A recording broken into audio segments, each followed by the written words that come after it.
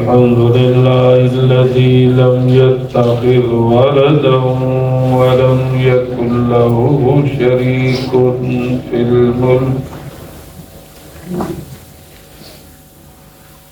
ولم يكن له شريك في الملك ولم يكن له ولي من الذل وكبره تكبيرا. أما بعد فأعوذ بالله من الشيطان الرجيم.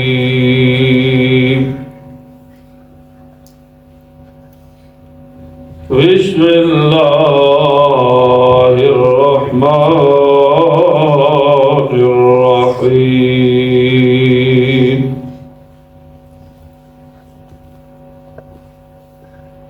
إنا أعطيناك الكوثر فصل لربك وانحر إن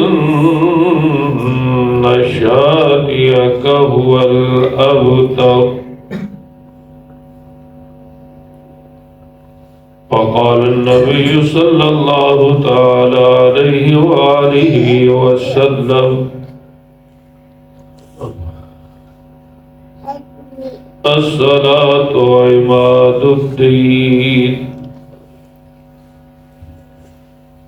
أو كما قال عليه الصلاة والسلام. صدق الله وصدق رسوله النبي الأمي الكريم. ونحن على ذلك لمن الشاهدين والشاكرين والحمد لله رب العالمين.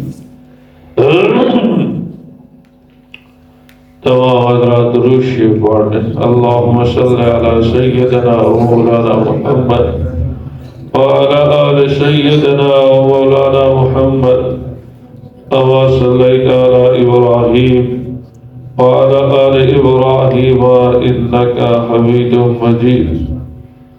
اللهم بارك على محمد وعلى آل محمد كما باركت على إبراهيم وعلى آل إبراهيم إنك حميد مجيد. واجب الاحترام بزرگوں، بھائیوں، دوستوں، پچھلی جمعرات کو میں نے عرض کیا تھا کہ میرے اور آپ کے آقا حضور کریم اونچی آواز سے کہو صلی اللہ علیہ وآلہ وسلم کو اللہ نے کوثر عطا کی. اور میں نے عرض کیا تھا کہ کوثر کے کئی معنی ہیں. خیر کثیر عطا کی، نہر کوثر عطا کی، حوض کوثر عطا کیا.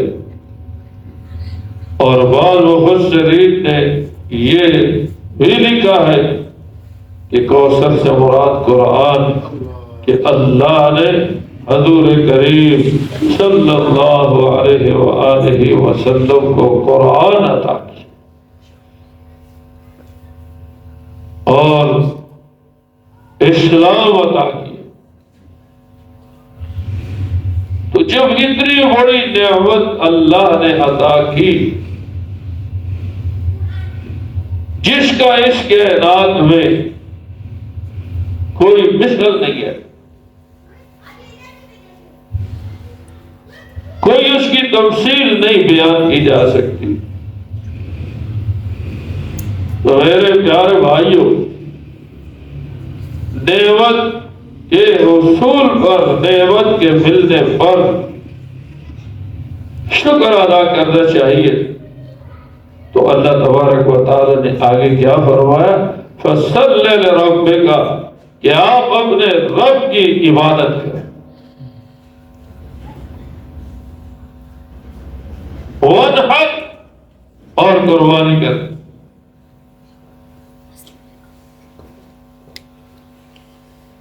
فصلی لربک وانحر، کہ آپ اپنے رب کی عبادت کریں اور قربانی کریں۔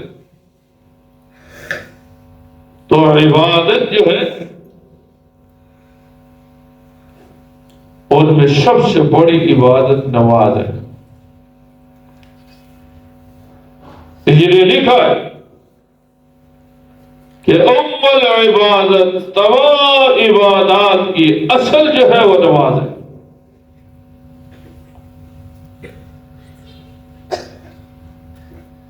اور جتنا جتنا نماز کا اہتمام، نماز کی قدر و قیمت ہمارے دلوں میں آتی جائے گی، اتنا اتنا اللہ کی عظمت ہمارے دلوں میں آتی ہے۔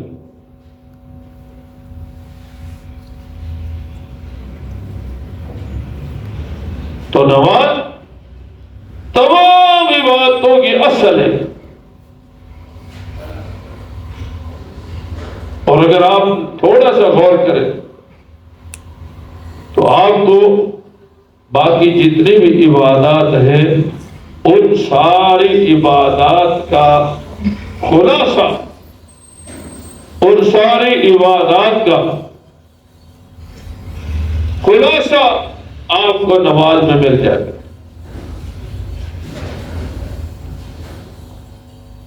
مثال کے طور پر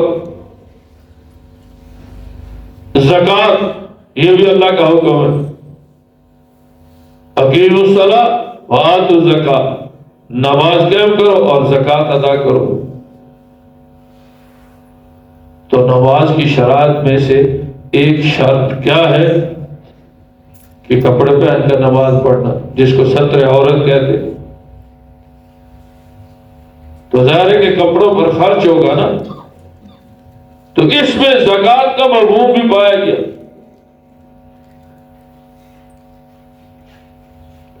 اسی طریقے سے روزے کا مفہوم بھی زکوٰۃ میں آپ کو مل جائے گا کہ روزہ کیا ہے؟ امساک عن الاکل والشرب والجماع۔ تو نماز میں کھانا پینا منع ہے۔ اس لیے اگر کوئی آدمی نماز کے اندر جو ہے کھا رہا ہے، پی رہا ہے، تو اس کی نماز ہی نہیں ہے۔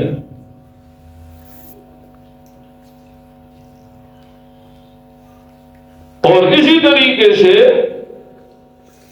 نماز میں حج کا مفہوم بھی موجود ہے، کیونکہ حج میں کیا ہوتا ہے؟ سب سے پہلے حج میں کام ہے بیت اللہ کا طواف کرنا۔ حاجی حضرات، عمرہ والے حضرات جب مکہ المکرمہ پہنچتے ہیں مسجد حرام میں، تو مطاف کے ارد گرد جو ہے وہ حجر اسود سے طواف شروع کرتے ہیں۔ پہلا چکر، دوسرا، تیسرا، چوتھا، پانچواں، چھٹا، ساتواں، 7 چکر لگاتے ہیں اور بیت اللہ کے ارد گرد جو ہے چکر لگا رہے ہوتے ہیں۔ تو اب اگر آپ غور کریں تو نماز میں بھی قبلے کا مفہوم موجود ہے، کیونکہ نماز ہوتی قبلے کی طرف ہے۔ اگر بیت اللہ کی طرف منہ کر کے کوئی آدمی نماز پڑھ رہا ہے تو اس کی نماز ہوتی ہے، اور اگر بیت اللہ سے منہ ہٹا لے تو اس کی نماز نہیں ہوتی۔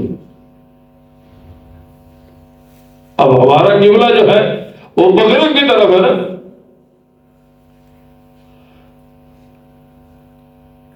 ہمارا قبلہ مغرب کی طرف ہے۔